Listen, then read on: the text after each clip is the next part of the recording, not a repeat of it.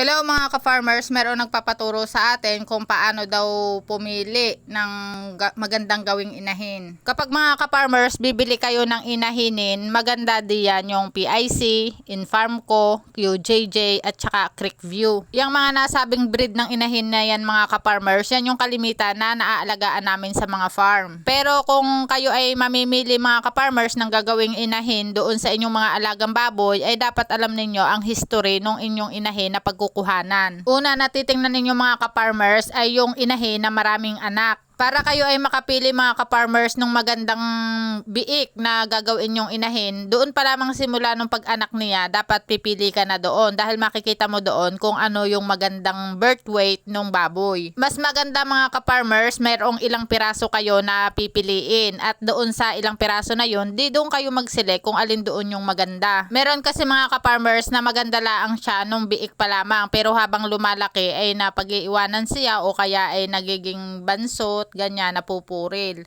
So, maganda yung meron kayong pagpipilian. Kapag malaki na yan mga ka-farmers, diyan mo makikita kung maganda yung underlining niya o yung mamarig gland. Dapat mga 16 yung kanilang nipple. At ang isang tinitingnan pa diyan mga ka-farmers, yung tindig ng kanyang mga paa. Ito nga mga ka-farmers na ipinapakita ko sa inyo na 6 na piraso. Iyan nga yung selected gilt namin. Ito nga mga ka-farmers ay 10 piraso. Kaya lamang habang lumalaki, merong hindi magandang gawing inahinin. Kaya reject namin. Mas maganda din mga ka-farmers na habang biik pa lamang, lalagyan nyo na ng palatandaan na siya igagawin yung inahin para nga hindi siya mapasama doon sa pagbebenta. At kapag starter na mga ka-farmers, yung kinakain ng biik na naselect ninyo na gagawin yung inahin, ayan nga ay ihihiwalay ninyo doon sa gagawin ninyong partner na pambenta.